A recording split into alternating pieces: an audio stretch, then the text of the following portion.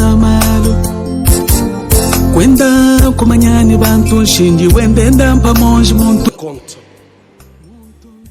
Il n'y a pas de paix durable sans justice. Or, la justice ne se négocie pas. Ayons le courage de jeter un regard critique et impartial sur les événements qui sévissent depuis trop longtemps dans la région des Grands Lacs. Ayons le courage de révéler le nom des auteurs des crimes contre l'humanité pour tout simplement éviter qu'ils continuent d'endeuiller cette région martyre. Ayons le courage de reconnaître nos erreurs du passé. Ayons le courage de dire la vérité et effectuer le travail de mémoire. Chers compatriotes congolais, ayons le courage de prendre notre destin en main. Construisons la paix.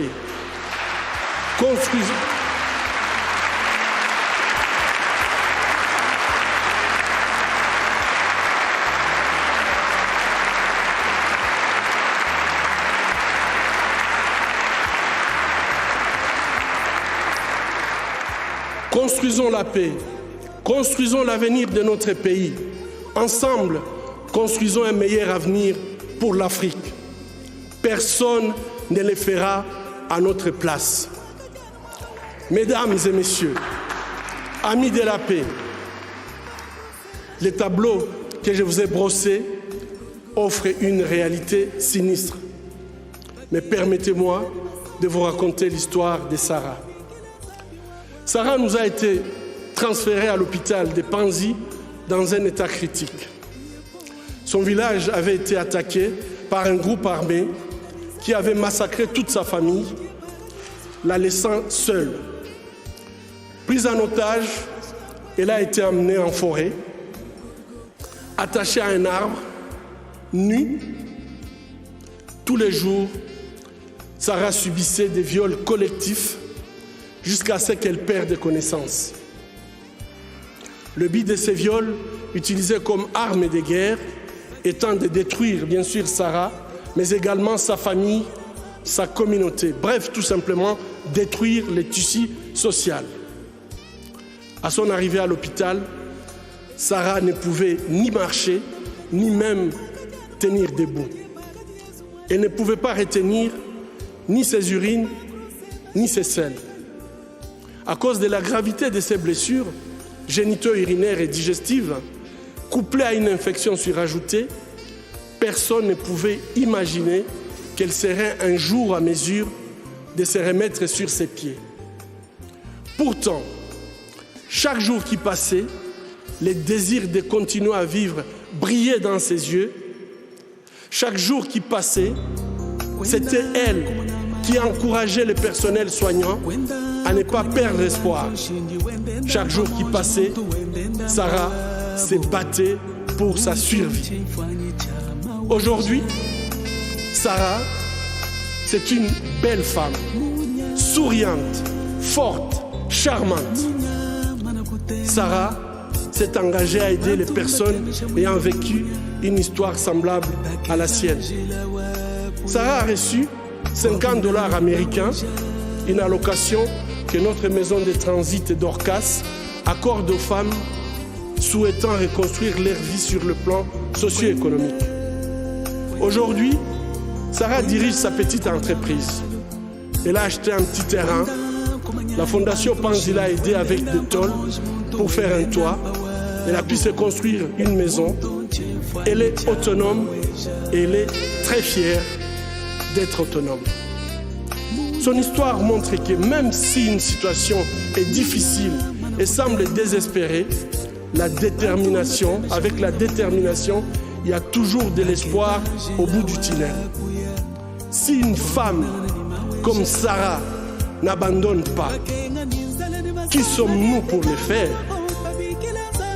Ceci est bien sûr l'histoire de Sarah.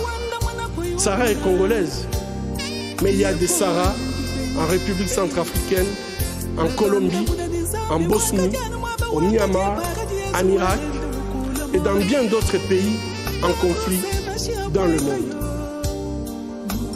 À Panzi, notre programme de soins holistiques qui comprend un soutien médical, psychologique, socio-économique et juridique montre que même si la route vers la guérison est longue et difficile, les victimes ont le potentiel de transformer leur souffrance en pouvoir. Elles peuvent devenir des actrices de changements positifs dans la société. C'est le cas déjà à la Cité de la Joie, notre centre de réhabilitation à Bukavu, où les femmes sont aidées pour reprendre leur destin en main. Cependant, elles ne peuvent pas y arriver seules. Et notre rôle est de les écouter. Comme aujourd'hui, nous écoutons Madame Nadia Mourad. Chère Nadia, votre courage, votre audace, votre capacité à nous donner espoir soit une source d'inspiration pour le monde entier, mais pour moi spécialement. Le prix Nobel de la paix qui nous est décerné aujourd'hui n'aura de valeur réelle que s'il peut changer concrètement la vie des victimes de violences sexuelles de par le monde et contribuer à ramener la paix dans nos pays. Alors, que pouvons-nous faire? Ou bien, que pouvez-vous faire? Premièrement, c'est notre responsabilité à tous d'agir dans ce sens. Et agir, c'est un choix. C'est un choix d'arrêter ou non la violence à l'égard des femmes, de créer ou non une masculinité positive qui promeut l'égalité des sexes en temps de paix comme en temps de guerre.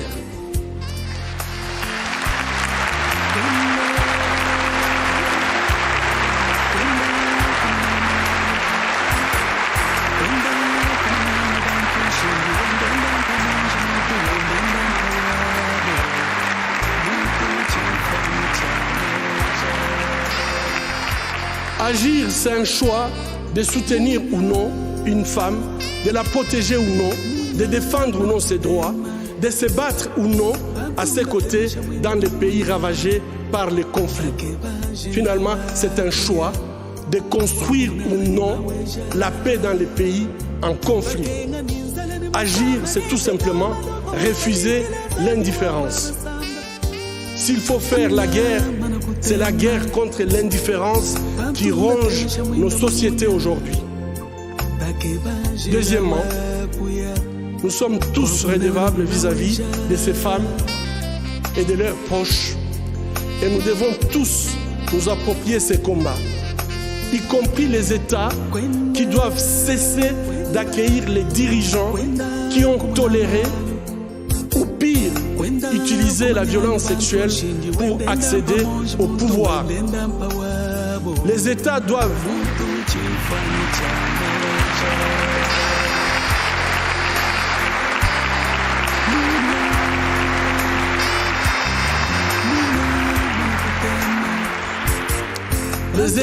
cesser de les accueillir avec les tapis rouges. Et plutôt, les États doivent tracer une ligne rouge contre l'utilisation de viols comme armes de guerre. Une ligne rouge qui serait synonyme de sanctions économiques, politiques et de poursuites judiciaires. Poser un acte juste n'est pas difficile. Poser un acte juste n'est pas difficile, c'est une question de volonté politique. Troisièmement, nous devons reconnaître les souffrances des survivantes de toutes les violences faites aux femmes dans les conflits armés et les soutenir de façon holistique dans leur processus de guérison.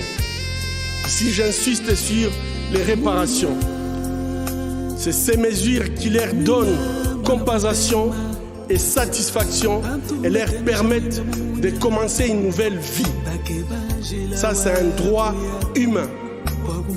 J'appelle les États à soutenir l'initiative de la création d'un fonds mondial de réparation pour les victimes de violences sexuelles dans les conflits armés.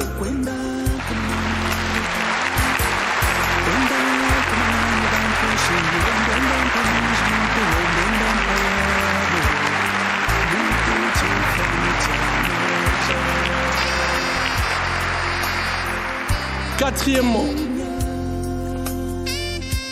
au nom de toutes les veuves, de tous les veufs, des orphelins des massacres commis en République démocratique du Congo et de tous les Congolais épris de paix, j'appelle la communauté internationale à enfin considérer les rapports du projet Mapping et ses recommandations. Que les droits soient dits. Cela permettrait au peuple congolais d'enfin pleurer ses morts, faire son deuil, pardonner ses bourreaux, dépasser sa souffrance et se projeter sereinement dans le futur. Finalement, après 20 ans d'effusion de sang, de viols et de déplacements massifs de population, le peuple congolais attend désespérément l'application de la responsabilité de protéger les populations civiles lorsque leur gouvernement ne peut pas ou ne veut pas le faire. Le peuple attend d'explorer les chemins d'une paix durable. Cette paix passe par les principes d'élections libres, transparentes, crédibles et apaisées.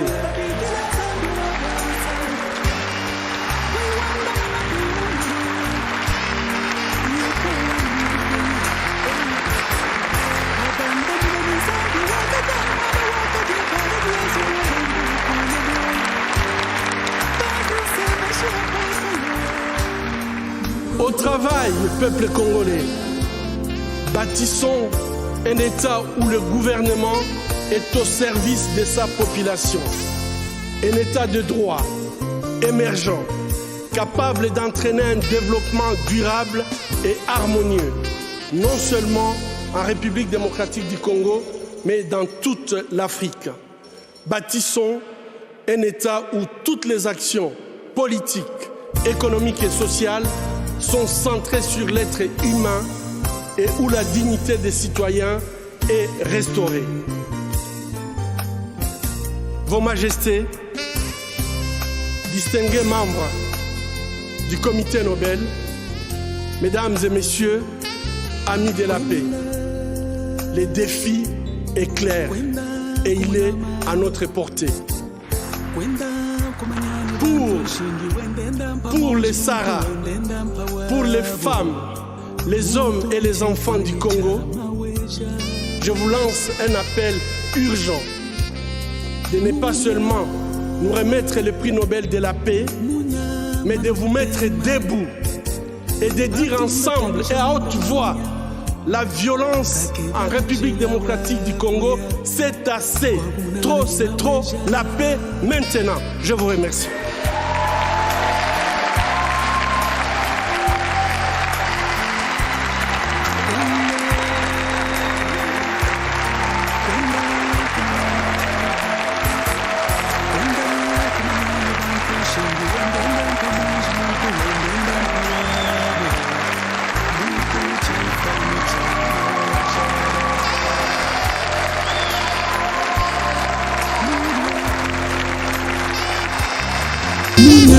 Manakutema bantu mbatemesha mwinda mumunya bake bajela